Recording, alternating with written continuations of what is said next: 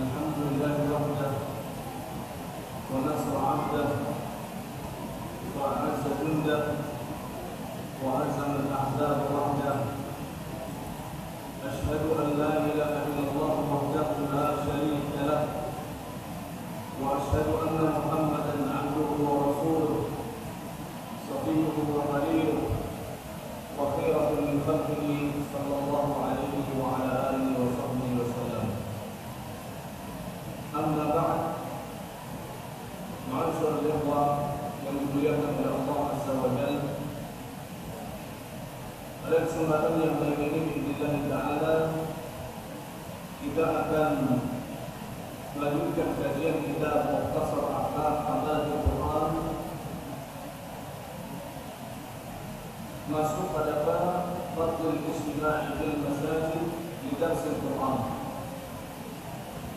bab keutamaan berkumpul di masjid untuk belajar Al-Quran. Kalau sebelumnya kita belajar tentang keutamaan belajar Al-Quran dan mengajarkannya, sekarang kita bicara tentang keutamaan bermajlis. Tentu keutamaan bermajlis untuk belajar Al-Quran akan mendapatkan pahala yang sudah disampaikan oleh Nabi SAW sebagaimana dalam pembahasan sebelumnya. Dan yang kita kaji pada kesempatan ini lebih khusus, lebih spesifik berkaitan dengan ijtima', berkumpul untuk belajar Al-Quran, berkumpulnya di masjid, dan ini berkaitan dengan barakah tempat dan barakah dari kegiatan berkumpul. Barakah dari tempat, yaitu tempatnya di masjid, dan barakah berkumpul untuk kemudian belajar ilmu. Apalagi di zaman sekarang di mana internet tersedia, handphone tersedia, televisi sudah mulai menjamur, televisi Islam. Banyak di antara kaum muslimin yang malas untuk datang ke majelis ilmu, datang untuk belajar ilmu, ingin hanya menonton di rumah sambil santai dan lain sebagainya. Kami katakan sangat berbeda antara orang yang datang ke majelis ilmu dengan orang yang hanya mendengarkan dari televisi, mendengarkan dari radio. Betul, televisi, radio, internet ini sarana media untuk kita belajar ilmu. Salah satu sarana yang membantu kita untuk menjalankan agama. Akan tetapi jangan sampai dengan maraknya atau tersebarnya media-media ini malah justru kita malas hadir ke majelis ini.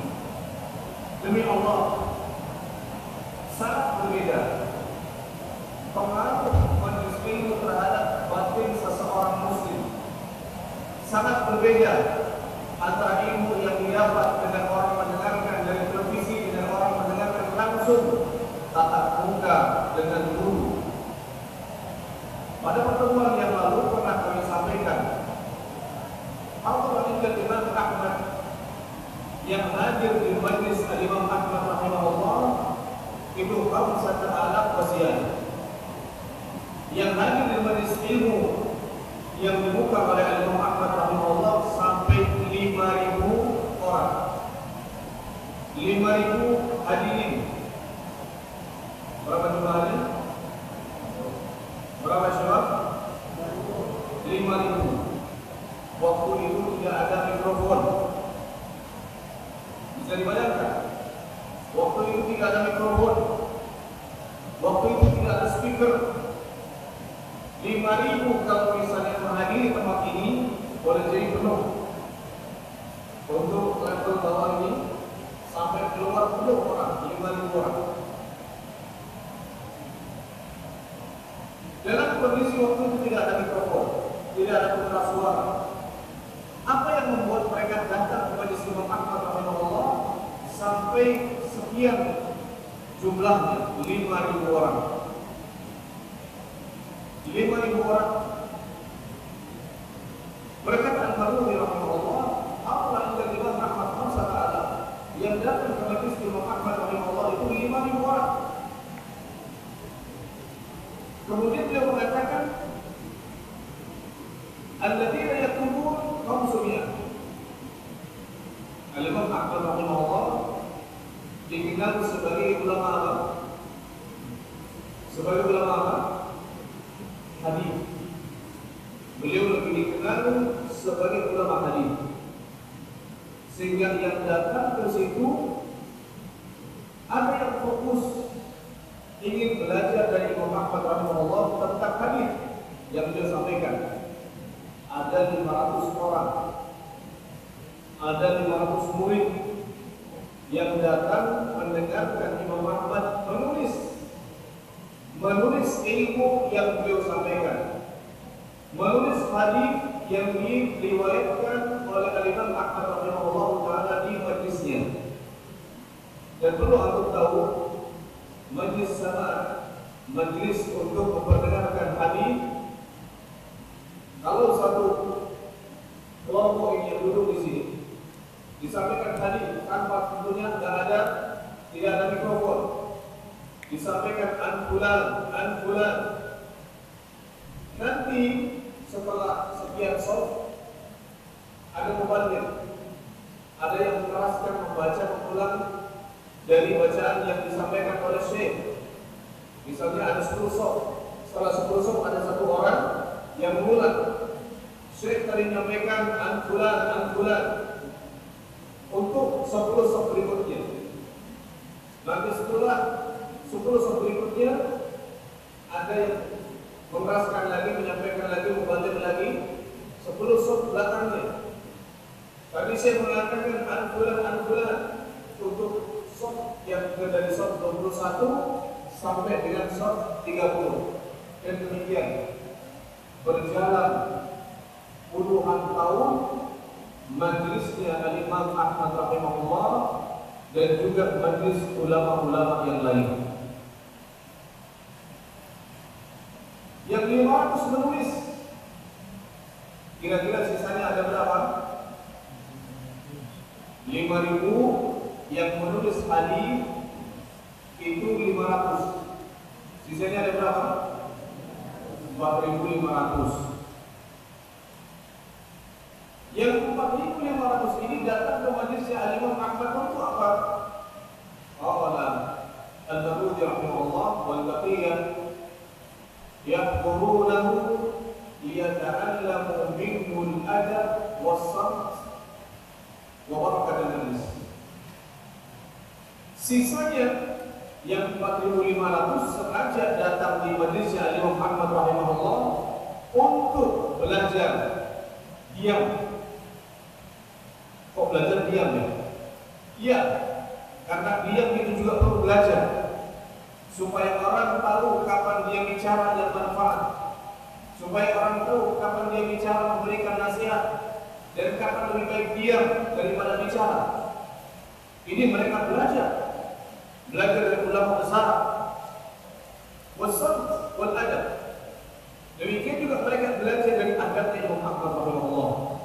Bagaimana kalau beliau duduk, bagaimana kalau beliau menyampaikan hadis, bagaimana pakaian beliau, bagaimana kesiapan beliau, bagaimana tatap mata beliau, bagaimana cara beliau berbicara, bagaimana beliau menyampaikan hadis, bagaimana beliau menegur, bagaimana beliau memuji perawi, bagaimana beliau menjarah, menyebutkan kejelekan para perawi. Masyaallah muslimin, banyak ada yang disampaikan, yang didapat oleh orang yang hadir di majlisnya Imam Ahmad rahimahullah. Mereka belajar adab, mereka belajar diam, mereka juga belajar yang kubuna barakat al-hadis. Mereka datang juga untuk mencari berkahnya majlis. Majlis ilmu itu majlis yang berbarakah. Majlis yang berbarakah. Nabi SAW, inna lillahi malaikatan sayyahin. Nabi SAW bersabda, Allah Subhanahu wa taala itu memiliki malaikat malaikat-malaikat yang tugasnya keliling, yang tugasnya mengawas, yang tugasnya menilai, melihat hamba Allah Subhanahu wa taala, yaqrubuna majalisal ilm. Malaikat-malaikat ini yang tugasnya keliling, mereka mencari majlis-majlis ilmu.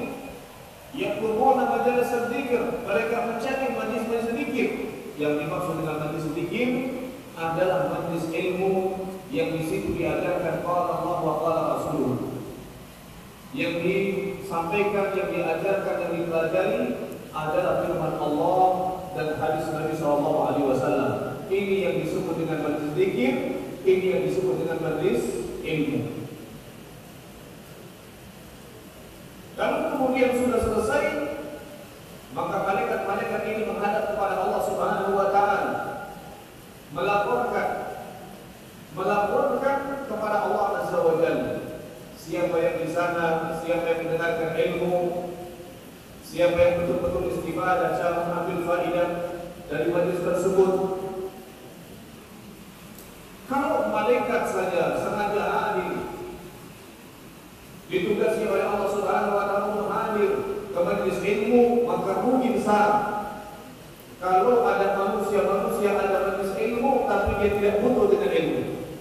Ada majlis ilmu tapi tidak dihadiri, bahkan tidak ada niat untuk kemudian belajar dini. Ma'asyiral muslimin, Syekhul Islam rahimahullah taala beliau menyampaikan min i'radillahi ta'ala li'abdi, kalau ada seorang hamba yang Allah Subhanahu wa taala berpaling darinya, di antara tandanya dia berpaling dari majelis ilmu, dia berpaling dari majlis-majlis ilmu. Karena orang yang berpaling dari majlis ilmu, tidak mau hadir ke majlis ilmu, berarti dia berpaling dari Allah, berpaling dari dinullah. Dan ini konsekuensinya sangat berat. Konsekuensinya sangat berat. Kalau orang tersebut meninggal dalam kondisi tidak paham din, tidak paham agama Islam, tidak paham syariat Islam, tidak paham yang halal, tidak paham yang haram, dan dia masih melakukan yang haram, melakukan kesyirikan, melakukan kekufuran, melakukan maksiat, melakukan dosa, ada majlis tapi dia tidak hadir, sampai dia tidak paham agama, ini termasuk orang yang mu'rid anid din, orang yang berpaling dari Allah, berpaling dari agama, dan ini bahaya besar. Bisa dimasukkan oleh Allah Azza wa Jalla ke dalam kekufuran karena tidak maunya atau tidak ada niatan untuk belajar ilmu din. Nanti insyaallah pada saatnya antum akan belajar nawaqidul Islam, pembatal-pembatal keislaman. Yang membatalkan Islam seorang apa? Karena Islam ada rukunnya, ada syaratnya. Kalau seorang melakukan sesuatu yang membatalkan Islam, maka Islamnya batal. Kalau Islamnya batal, maka akan jadi kafir.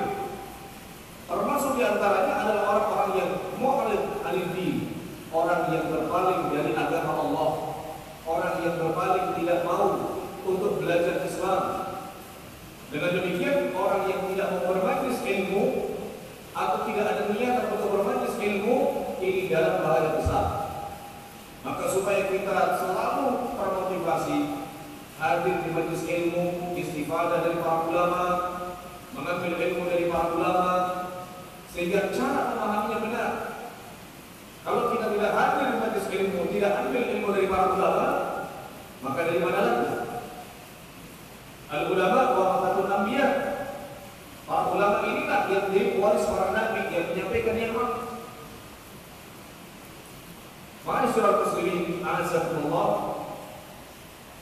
Tidak cukup dalam belajar agama hanya mengandalkan buku. Sekali lagi, tidak bisa seorang belajar din hanya mengandalkan buku, hanya mengandalkan Al-Quran, tapi tidak berguru kepada orang yang mengajarkannya. Tidak cukup. Oleh karena para ulama rahimahullah ta'ala mereka mengatakan, man kana syaikhuhu kutubahu kana qata'uhu akthar min shawabih.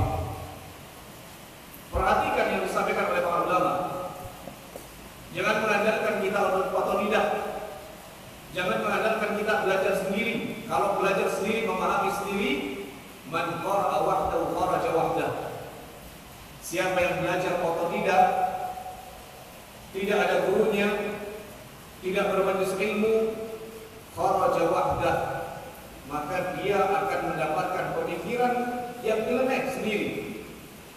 Tidak sama dengan para ulama, tidak sama dengan para sahabat. Ini bahayanya kalau belajar sendiri, tidak dipandu oleh ustaz, tidak dipandu oleh syekh, tidak dipandu oleh para ulama. Akibatnya bisa memiliki pemikiran yang menyimpang. Dan betapa banyak orang-orang yang menyimpang akibat tidak berguru, karena tidak mau bermajlis. Maka kita perlu untuk bermajlis ilmu supaya kita tidak nyeleweng, supaya dalam memahami Al-Quran benar sebagaimana difahami oleh para ulama, sebagaimana supaya kita belajar hadis benar cara pemahaman kita sebagaimana difahami oleh para ulama. Itu harus berguru, harus bermajlis, tidak bisa tidak.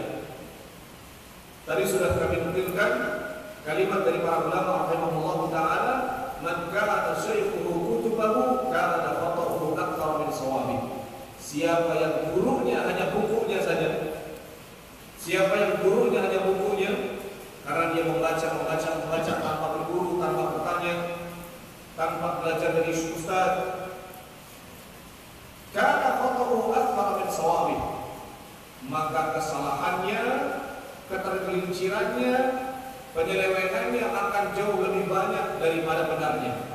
Ini kalau orang belajar sendiri, tidak berguru, akibatnya demikian. Maka para ulama memotivasi kita datang ke majelis ilmu, tujuannya supaya kita tidak salah di dalam memahami Al-Quran. Jangan dikira kelompok-kelompok sesat, Khawarij, Mu'tazilah, orang-orang Murji'ah, orang-orang Wahidiyah, atau kelompok-kelompok sesat, pergerakan-pergerakan harakah-harakah yang ada di Indonesia, N11, Ikhwanul Muslimin dan lainnya. Jangan dikira mereka tidak membaca Al-Quran, jangan dikira mereka tidak berdalil dengan Al-Quran. Mereka berdalil dengan Al-Quran, mereka berdalil dengan hadis. Apa yang membedakan antara kita Ahlus Sunnah dengan mereka? Jawabannya satu, perbedaannya adalah dalam memahami. Perbedaannya dalam memahami. Bagaimana al-istidlal mengambil dalil, memahami dalil, beristinbat, mengambil kesimpulan dari dalil, itu yang berbeda. Kalau Ahlus Sunnah berdalil dengan Al-Quran, berdalil dengan Sunnah sesuai dengan kaidah ilmu tafsir, ilmu usul fiqh, ilmu qawaid fiqhiyah, dalam kaidah dengan mustalah hadis, dengan hadis fiqhul hadis, itu Ahlus Sunnah. Sedangkan kelompok-kelompok sesat, orang Khawarij dan lainnya, mereka asal comot Al-Quran, kemudian mereka terapkan yang bukan pada tempatnya. Orang Khawarij misalnya mengkafirkan Ali bin Abi Thalib, mengkafirkan Utsman bin Affan radhiyallahu taala anhu. Kenapa? Karena mereka tidak ridha dengan keputusan yang diambil oleh Utsman. Kemudian mereka mengatakan ini hukmu illa lillah, hukum itu hanya milik Allah. Karena Utsman waktu itu memilih orang-orang, para sahabat yang sudah dikenal ilmunya untuk mengambil satu keputusan. Kemudian para Khawarij menuduh Utsman demikian, dan akhirnya mereka pun menuduh Ali bin Abi Thalib radhiyallahu taala anhu, sahabat-sahabat mulia, dengan tuduhan kafir. Ini bahaya. Mereka mencomot ayat Al-Quran yang seharusnya ayat tersebut untuk orang kafir, tapi mereka berlakukan untuk orang muslim. Contohnya Allah Subhanahu wa taala berfirman, "Wa man lam yahkum bima anzalallah fa ulaika humul kafirun." Siapa yang tidak berhukum dengan hukum Allah, maka dia kafir. Ayat ini yang sering dipakai oleh orang-orang Khawarij untuk mengkafirkan orang yang beda pemahamannya. Beda pemahamannya dikafirkan, beda pemahamannya dikafirkan. Kenapa? Ini karena mereka mencomot ayat, kemudian menerapkan yang bukan pada tempatnya. Kesalahannya di mana? Cara memahami. Cara memahami. Ma'asyiral muslimin yang dimuliakan oleh Allah Subhanahu wa taala. Jadi wajhul istidlal, cara memahami, cara mengambil dalil.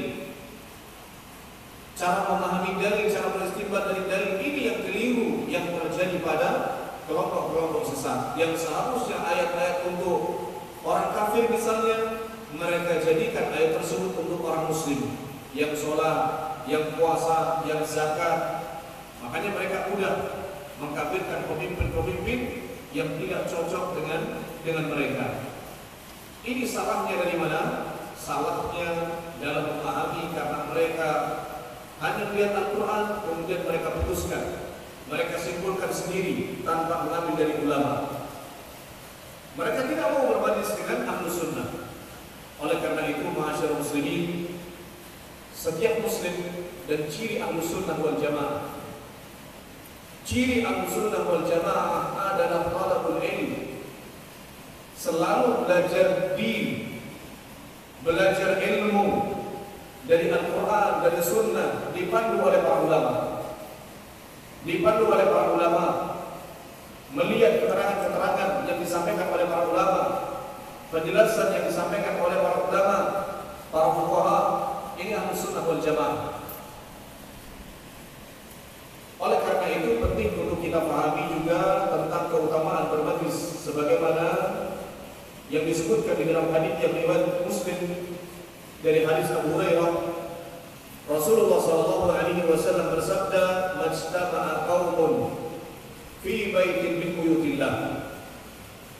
Tidaklah satu kaum berkumpul di salah satu rumah dari rumah-rumah Allah.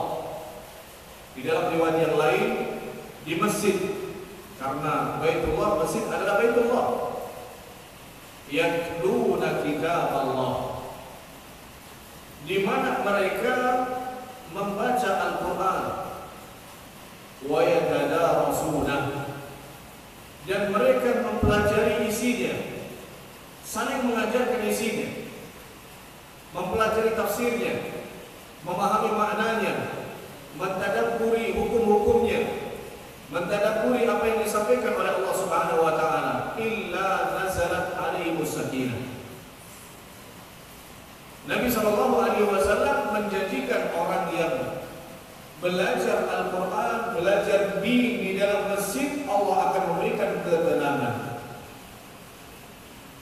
Saya yakin semua kita pernah mengalami galau, pernah merasakan kegelisahan, tidak tenang.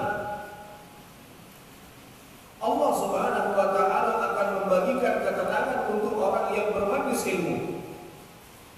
Allah akan berikan ketenangan, dan ketenangan ini yang banyak dicari oleh orang. Ada orang yang kalau pengen tenang, dia makan bakso yang pedas. Ada nggak? Lagi pusing nih, banyak masalah di kantor, larinya kemana? Warung bakso. Ada? Ada.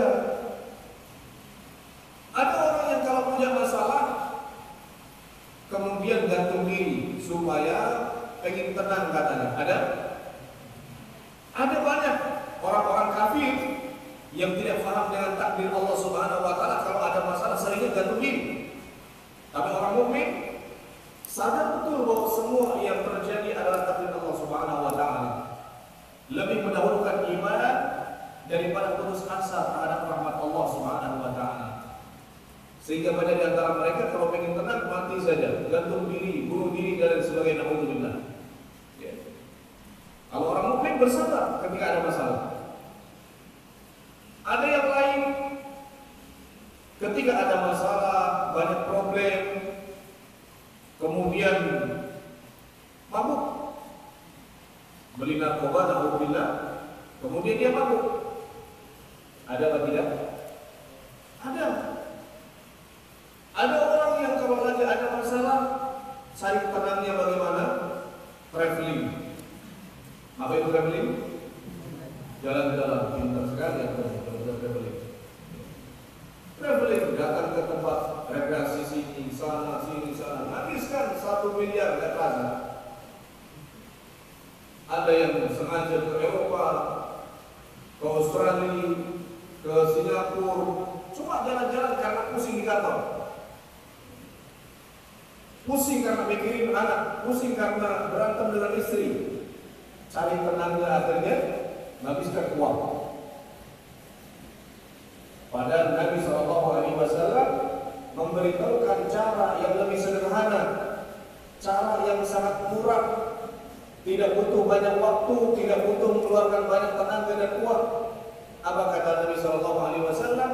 Majtama'a qaumun fi baitin min buyutillah yatluna kitab Allah wa yatadarasunahu illa nazalat alaihimus sakinah. Tidaklah satu kaum yang berkumpul di dalam masjid membaca Al-Quran, kemudian mempelajari isinya, mempelajari tafsirnya, mentadabburi ayat-ayatnya, melainkan Allah Azza wa Jalla akan memberikan ketenangan. Jadi ketenangan itu akan Allah beri dengan kita banyak bermajlis ilmu. Semakin kita rindu dengan majlis ilmu, semakin banyak ketenangan yang Allah Subhanahu wa Ta'ala berikan. Kalau pikiran tenang, pulang ke rumah, anak lagi ribut, tenang. Ya. Nanti kalau antum punya istri juga sama.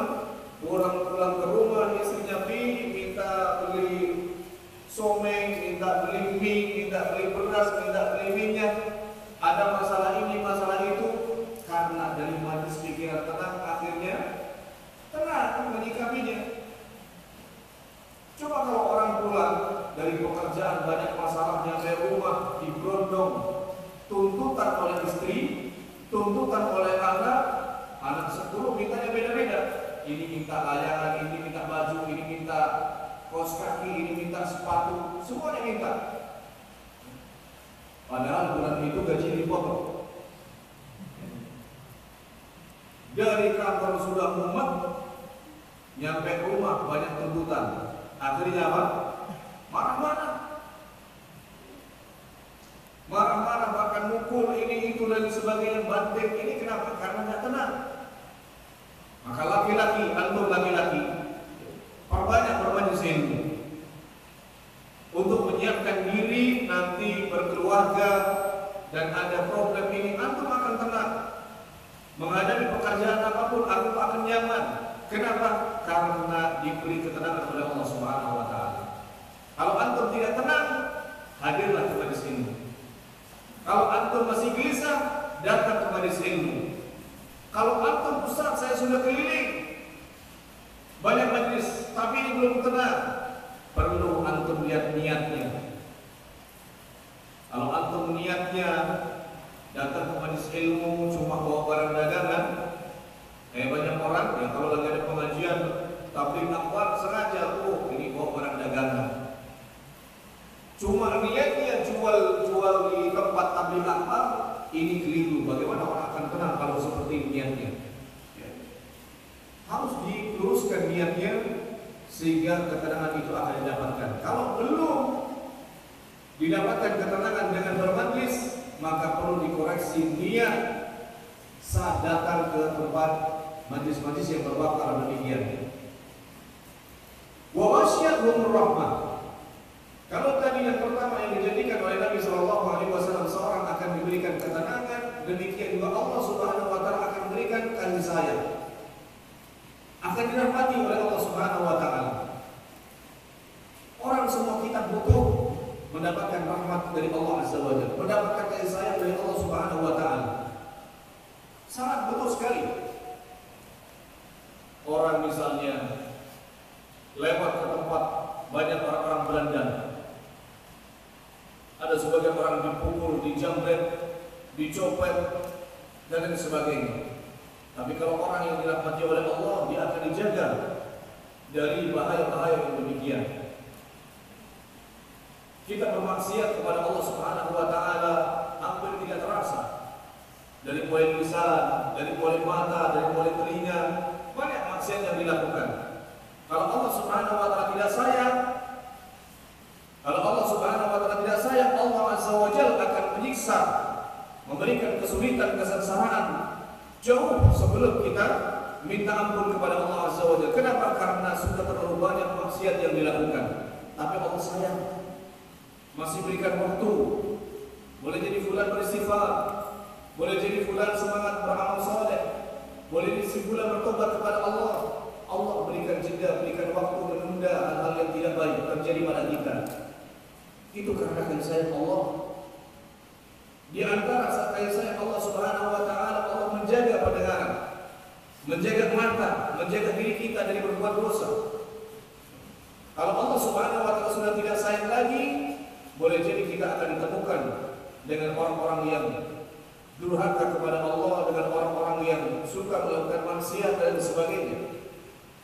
Dan banyak kebutuhan terhadap kasih sayang Allah Subhanahu wa taala kepada kita semuanya. Dengan kita bermajlis ilmu, kita akan diliputi, diberi oleh Allah Subhanahu wa taala kasih sayang yang begitu banyak. Lebih dari itu, ma'asyiral ikhwah, wa haffat bihimul malaikah. Malaikat itu akan mengerumuni, akan menemani kita semuanya. Kalau kita berteman dengan orang-orang yang baik, maka kita akan termotivasi untuk baik. Kita akan termotivasi untuk baik. Ketika kita dikerumuni oleh para malaikat, malaikat makhluk-makhluk yang dimuliakan oleh Allah Subhanahu wa taala, ibadul mukramun, hamba-hamba yang dimuliakan oleh Allah Azza wa Jalla, maka kita pun akan dimuliakan oleh Allah Azza wa Jalla. Apalagi malaikat ini, ada malaikat yang sengaja datang ke majelis ilmu, taqau ajnihataha ridwan li tullabil ilm. Para malaikat datang ke majelis ilmu dan mereka meletakkan sayap-sayap mereka, tawadhu, merendahkan diri terhadap para orang-orang yang belajar ilmu agama, dan dengannya mereka akan mengangkat derajat orang-orang yang menuntut ilmu bermajlis ilmu.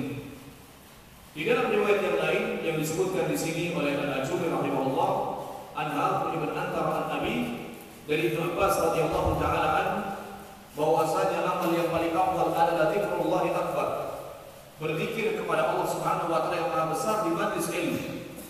Di dalam hadis tersebut disebutkan oleh Nabi sallallahu alaihi wasallam, "Wa ma jalasa qaumun fi baitin min buyutillah yatadarasuna fi kitaballah wa yata'atawnahu bainahum illa adallatuhul malaikatu bi ajnihatiha."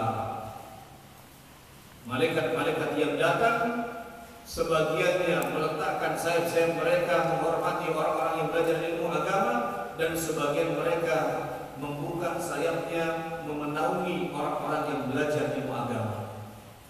Adallatuhul malaika bi ajnihatiha.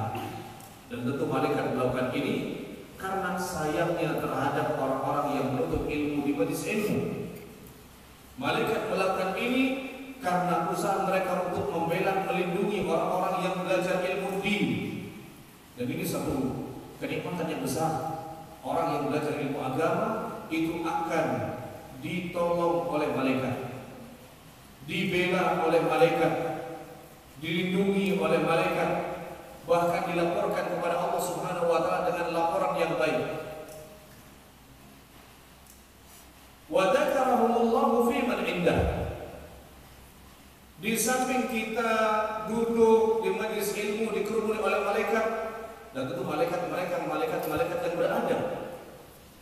Oleh karenanya saat kita duduk bermajlis, kalau Al-Imam Asy-Syafi'i rahimahullah kunna inda Malik, kalau saya duduk di Imam Malik, saya tidak berani menoleh-noleh. Saya tidak berani menoleh kanan ke kiri, lurus melihat Imam Malik, melihat kitab, itu saja. Kenapa? Karena mulia majelis ilmu, di samping itu juga ada malaikat-malaikat yang datang. Malaikat-malaikat yang sengaja dari langit mereka turun ke majelis ilmu, mereka menghormati orang yang belajar, mengambil barakah dari majelis ilmu.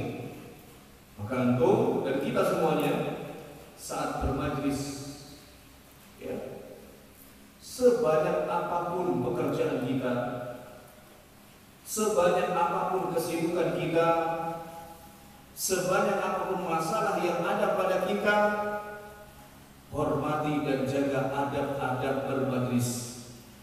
Bagaimana kita duduk, bagaimana kita dengan kitab, kemana pandangan kita saat kita belajar. Karena di samping kanan kiri kita banyak para malaikat yang tidak bisa kita lihat. Banyak para malaikat yang tidak bisa kita lihat, sebagaimana disampaikan oleh Nabi SAW. Wa haffat bihal malaikah, wa haffat bihimul malaikah, wa adallatuhumul malaikah bi ajnihatiha. Ini riwayat-riwayat lafaz yang menunjukkan malaikat datang. Malaikat bermajlis, depan, belakang, kanan, kiri, antum dan kita semuanya ada malaikat. Maka jaga adab ini. Jangan sampai kita dilaporkan oleh malaikat, ya Allah fulan, dia di majlis tidur. Ya Allah fulan, saya saksikan di majlis, dia sedang main-main di majlis. Ya Allah fulan, saya lihat fulan ini di majlis, dia tidak punya adab.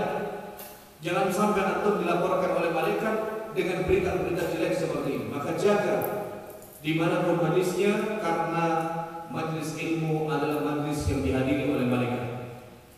Termasuk bukan hanya di masjid saja, di majlis ilmu.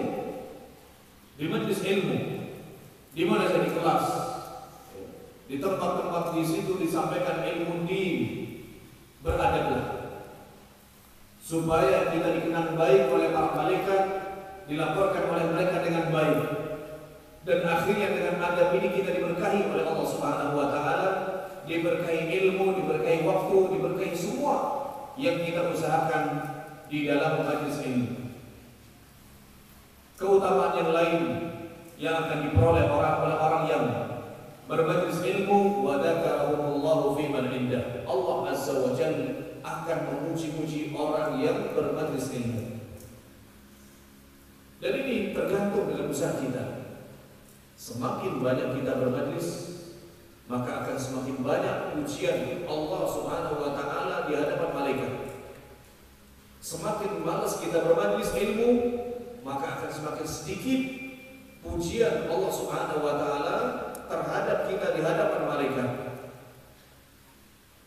Lebih dari itu, ma'asyiral ikhwah, azakumullah, wa kanu adyafallahi ta'ala ma damu fi. Dan mereka ini adalah tamu-tamu Allah selama mereka ada di dalamnya. Selama malaikat ini masih duduk di majlis dan majlis belum selesai, itu berarti kita yang hadir menjadi tamu-tamu Allah Azza wa Jalla. Wa kanu adhyafallah, mereka adalah tamu-tamu Allah Subhanahu wa taala. Namanya tamu dimuliakan. Berarti saat kita hadir di majlis ilmu akan dimuliakan oleh Allah, dimuliakan oleh malaikat. Oleh karena itu, ma'asyiral ikhwah, ini adalah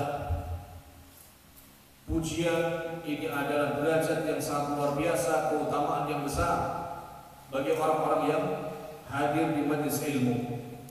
Hatta yahudu fi haditsin ghairi, sampai mereka berbicara masalah yang lain. Artinya sampai majlis ilmu itu ditutup.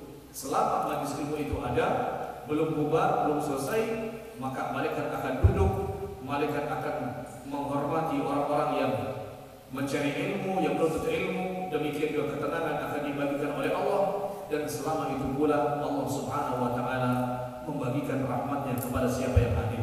Mudah-mudahan kita semuanya dicatat oleh Allah Subhanahu wa taala menjadi orang-orang yang mendapatkan ketenangan, mendapatkan rahmat dari Allah Azza wa Jalla, dan termasuk orang-orang yang selalu dipuji oleh Allah di hadapan para malaikatnya. Dan mudah-mudahan hadirnya kita di majlis ilmu ini akan dilaporkan oleh malaikat dengan laporan yang baik. Amin. Wassallallahu ala nabiyina Muhammad